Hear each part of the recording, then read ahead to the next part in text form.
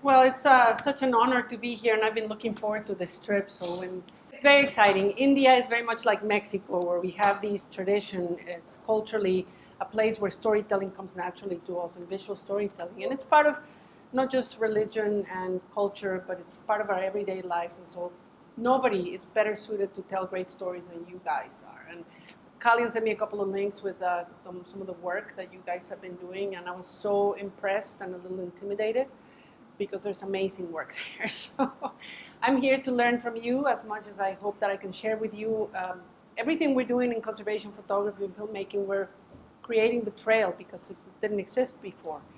And I'm going to talk about this in my presentation tomorrow night, but the big mistake that we made in conservation, and the reason we have lost this war, is because we failed to invest in communications at an early age, at an early stage. So we invested a lot in science, and we know a lot about what's going wrong. I mean, we have a lot of information. But when you look at the budgets of communications for the conservation organizations invest in their message, they're less than 5% of the overall budget, and 90% of that goes to fundraising. So communicating the urgency of conserving wildlife has really been a very sad side note in the conservation agenda. Part of my work in trying to elevate photography and filmmaking as a platform for communications and storytelling is to say that it's not just a good idea, it's an imperative. It must be done, and it's foundations, when they allocate their resources, they seldom think about communications. They're always thinking about science and policy. And so I'm trying to make a case so that all of us can go out and do the work that matters. I'm hoping that today's presentation is not below your expectations. I don't know. I've learned a lot about storytelling by making a lot of mistakes, and I want to share with you the kinds of things that I have in my head when I'm making these stories. And I'm very, very lucky to work with National Geographic, and Paul Nicklin, my partner, he's done 21 assignments for National Geographic magazine. So even though I'm not the photographer on assignment, I've learned a lot from working with Paul, and I'd like to share with you because maybe I can help you grow in your work. And I want this to be a conversation, so if you have questions or comments, I mean, we can talk. Am I doing a remote, or I'm just going? So there's stories everywhere, all around us. And for people like us that are visual, you know, everywhere you look, you can find stories. And I'm not going to spend a lot of time telling you about these pictures because you'll see many of them tomorrow in my presentation. But should we switch up? Yeah, good idea. But when I go around with my camera, this is the border between Mexico and the United States. I'm always looking for images that make you question what's happening. You know, and not every story that's related to the environment and conservation has to be a sad story. I think tomorrow we're going to have a panel presentation, and we're going to talk about that very delicate balance between the hard-hitting images that are a little gory and very impactful with the ones that are a little more joyful. And there's a psychological reason for finding that right balance. But when I think about a story, these are the 5 or 6 types of images that I'm thinking about. And we call it the sea to sky approach. You know, you're thinking everywhere from aerial to underwater, just to find different perspectives. And so I do a lot of research when I go on assignments, and I write a lot of notes to myself. And when I'm out there in the field, I'm always thinking, what's going to be the iconic image that's going to represent? And when I'm photographing, I'm always thinking in double trucks. You know, I want it to be a beautiful image. Doesn't matter if it's impactful. It has to be able to stand alone in a double page of National Geographic magazine. And I'm hoping, and I'm pretty sure that most of you have your photographic skills really honed in, because I've seen some of your work. So I'm not going to bother you with the details of the f-stop or whatever. I mean, you guys all know that. This is a little bit different kind of approaching a story, right? So, for example, for this story that we did on grizzly bears, we have a campaign right now to try to stop the government of Canada, of British Columbia, from allowing foreigners to come into Canada to shoot bears for trophy. So you pay $10, and you know the money, the business end of thing is with the outfitters, the people that guide these hunters out there. This is a protected area, a reserve, where the bears have never been killed. And there's one man, one conservation champion out there that's created this park with First Nations, and they take tourists out there. But it's so remote that he can only take 4 people at a time.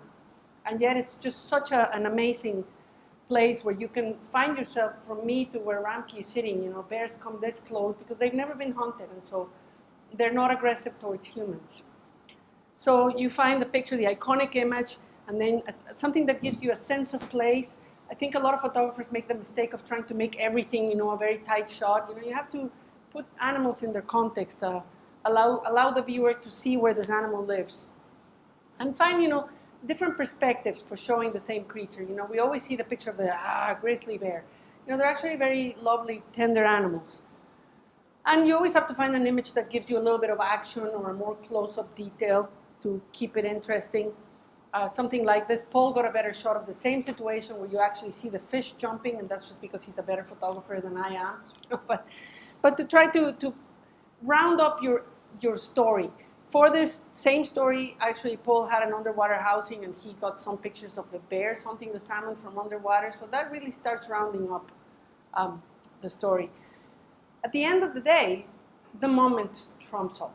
Finding that moment, F8, and be there when things happen, that's still the truth. And one thing that I do that I also learned from Paul is I always try to sketch the story. So if somebody says to me, you're going to go and photograph grizzly bears, I have my little notebook and I make a few drawings of what I think the great shots would be.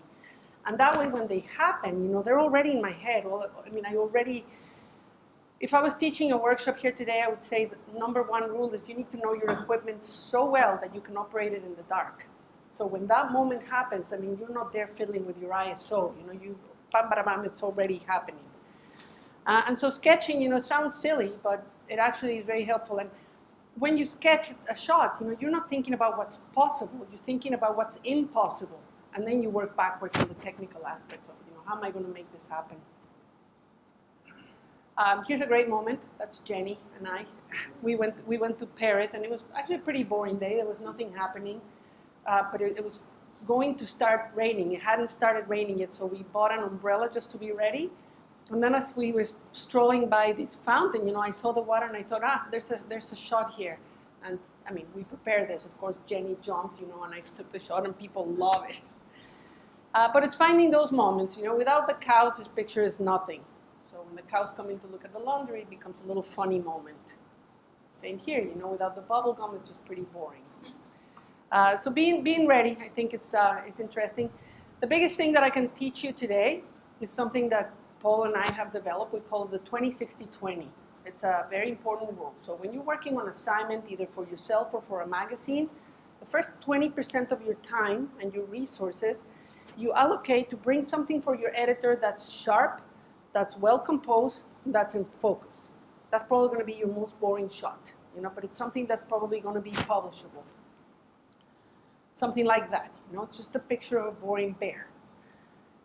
The next 60% of your time, once you have a shot in the bag, you can begin exploring your creative tools. And this is where you need to work hard at understanding your flash, your rear sync, at getting all your little tricks that you can pull out of the hat when every situation arises. And that 60% of your time allows you to start doing something a little wild and crazy, maybe find a way to do an aerial perspective. Paul and I were shooting in the Falkland Islands just this last January, and we forgot a very important piece of our drone, so we didn't have a means of making an aerial. So we rigged up this pole, that was 20 feet high, and we put a camera with a remote up there to get an aerial shot. Because getting different perspectives that surprise your audience is important, The biggest challenge that you find yourself as a photographer is to know that everything's been photographed already. And so how are you going to do this differently? How is it going to not only be a picture that nobody's ever seen, but that also when they see it, they're going to say, that was Ranke, it has his total style. And those are the two challenges of the great photographers, to develop that personal style. So there's the bear again, but now this is a lot more interesting, right? And I photographed this with a fast shutter speed where you see the streaks of snow, and a slow shutter speed. To me, this is a picture that's so beautiful that it can be printed at 60 by 40 and put in somebody's dining room table. The other thing that we talk about a lot is where art, science, and conservation meet. That's the job of the conservation photographer. Finding what the behind-the-scenes story is in conservation, giving it scientific credibility and doing your research, and then make it so beautiful and so artistic that people actually want to talk about it. The last 20% of your time is your opportunity as a photographer to really grow. That's when you go crazy, So for this photo of this grizzly bear, somewhere in the coast of British Columbia, rear sync flash, very long exposure, it's a Hail Mary. And 99% of those pictures will never come out, but every once in a while you get one that's a gem. And so give yourself that 20% of the time to do something completely out of the box. Composition remains even as a professional, something that you always have to think about. Because that's how stories are told, And at the end of the day, people will remember your worst photographs only. Be a really good editor. They say that the better the photographer, the bigger the trash bin. So throw away everything that's subpar. You don't want to see it. And, I'm not going to give you a lecture on composition. You've heard it a million times, but it really matters. And I saw Rada's photograph of the man with the stingray, and it really reminded me of this. You don't need to know who that man is. You don't need to know very much.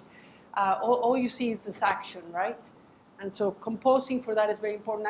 I'll say this, that many editors have refused to publish this image because they think it's too gory. So as a photographer, I needed to ask myself, how do I make this a little less bloody and gory so that people want to engage with my image? But same situation, same thing, How do you compose your image so that it has a little more impact? Or that it's funny? Composition is very, very important. And the only way to learn proper composition is you can study books, but studying the work of other photographers really is the best way to learn composition tricks. Here I use a fog bow that was in the background to just basically frame this Inuit man as he was going around the ice testing for how thick the ice was. The other mistake that photographers make is, because I photograph people, I've spent many, many years perfecting the art of rejection. People don't want to have their picture taken, and you get rejected often. But finding opportunities to make friends and to get close to people and finding that intimacy, because that's what brings your viewer in. So as a photographer, I'm not happy when I'm shooting with a 70-200 for a portrait. I'm happy when I'm shooting with a 16-30 and I have found a way to invade somebody's personal space. That's when I know I'm making photographs. So that's a nice portrait, but this one is much nicer, isn't it? So finding that connection, that human connection, if you're interested in photographing people, so that your subjects don't look like that deer caught in the head, like they're being ambushed with a camera. You want to make pictures that look intimate and that show our common humanity. I think that's, for me, the goal of most of my pictures. I never try to photograph somebody to make them look like they're a specimen in a museum. I want people in the other side of the planet to find a human connection with those individuals, and that's the goal of my photography. And I use the same techniques over and over and over again because they work. So composition again, and I like thinking about the gesture. You shoot a lot, you shoot for the smile, whatever, but finding a human gesture like this lady. There's no replacement for good photographic technique, and the main tool of our trade is light. And so I spend, and Rada's going to find out pretty soon because she's going photographing with us, I spend most of my days, just scouting for things, and the photography doesn't really begin until the light is nice. Early in the morning, late in the afternoon, I'm sure you're all the same. And I love directional light. This is just light coming in from the entrance of the cave. High ISO, thank God for Sony. And I'm not scared of shooting into the sun. A lot of photographers shy away from sun flares. I find them beautiful, and I find them beautiful in video as well. Light is our friend. And so the only way that you separate your images from that of every other photographer is by finding the beautiful light. And that is the real trick, right? Finding the beautiful situation where things are happening and the light is amazing. And action. You have to wait for those moments when there's action happen, and that really is moments that are reserved for the better photographers, to capture the action and to have all the tools that you need to tell little stories. This was part of a story on the relationship of Hawaiians with the ocean. It's a relationship that's very deep. It's not just because they're surfers, but because when a Hawaiian person is born, they bury the placenta back in the ocean, and when a Hawaiian person is dead, they take the ashes back out to the sea. And so we were trying to photograph that whole relationship. And You can do it in any number of boring ways, right? So finding action is important. This is a young child in a Kayapo village in the Amazon. I surprised her. She was playing, and then she looked up and saw me, and she was startled, and she jumped. And I did that with a flash, actually. The other aspect of storytelling that's very important is the details, right? Focusing on details. We tend to do a lot of beautiful landscapes, a lot of beautiful portraits, but finding things that have details, because details tell the story. I love photographing people's hands. You know, I think the hands of people are a huge part of the story. In this case, it's just the headdress that this woman was wearing, and they say that the eyes are the window to the soul, and it's an old cliche, and it's really boring, but it's true. And so I focus a lot on people's eyes. This is part of a bigger story on a marine protected area off the coast of Brazil, where the fishermen go out and they spearfish. So I have the whole thing, you know, I have the man in the water spearfishing the boat, but you need the detail, you need the fish. Just, you know, the body painting and these places where I photograph. This is another big lesson. I learned this from a photographer that shoots stories for the Boston Globe, and we did a great workshop. It's called the Missouri Photo Workshop, where you learn to be a photojournalist. And so the way it works is you arrive, a group like this, and they give you a week. And you have to present 2 stories to your editor. And your editor will know who you are, and they will give you a story that you would be very uncomfortable doing, you know. So I presented something that I'd probably be very capable at, and my editor turned it down. And then I presented something that was probably a little uncomfortable for me to do, and that's what he sent me out. And so for a week, I lived with this family, and, you know, in poverty in the United States. It was very interesting. But one of my partners was this photographer from the Boston Globe, and he said to me, you know, the key to storytelling is in the little people. So let me tell you what that means. It's the little people in the background of an image that give it context. You know, so as you're preparing your composition, focusing, you know, make a habit of scanning your whole frame and finding those little elements. It doesn't have to be people. It could be a dog. I mean, it's something that's happening in the background that layers the image. So if you study a photographer like Ed Kashi or Alex Webb, they use this technique in almost every frame. They almost overuse it, you know, where there's a hand and an eyeball and you know, but that layering, it's all because of the background. So I use it a lot. I love, a lot of editors will not publish an image if they can tell the identity of the person. So by making the people little, you don't need to ask for a model release. This is were you with me here, Jenny? No, the town of Altamira. This is a town that today is underwater because the Velomonte Dam has just gone under operation. So yeah, little people are very important. There they are again. I think I have here a time lapse that we did for we did a beautiful story on manatees in the Three Sister Springs in Florida. And every manatee that we photographed was covered in propeller scars. And they leave a very tiny sanctuary where the animals can seek shelter because the water drops to, you know, below 65 degrees Fahrenheit in the winter. And all the animals are clustered where the spring water is coming out at 68 degrees because otherwise they die of hypothermia. So in the year that we were there, 600 manatees died of hypothermia. And they're all trying just to rest and to conserve their energy in this tiny little spring. But Americans are Americans, and so they come and they have their kayaks and they're poking the manatees with and we wanted to photograph all this, but from eye level it was very difficult.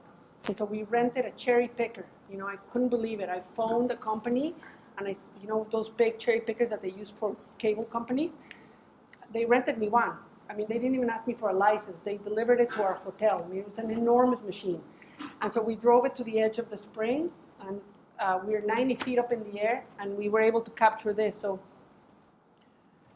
I did a time lapse, and I mean, you see how boats are coming fast and how people are bothering these animals. And at some point, somebody, I think it's a 2-stroke engine goes on, like a weed whacker, and all the animals, you'll see it in a second, they spook. And, I mean, and these happen 3 or 4 times in a day, you know, where it's such an expense of energy for these pool animals. So what we did with this time lapse is we gave it to the Fish and Wildlife Service, and they used it as evidence to enlarge the sanctuary, to put in more restrictions for swimmers, and it actually worked.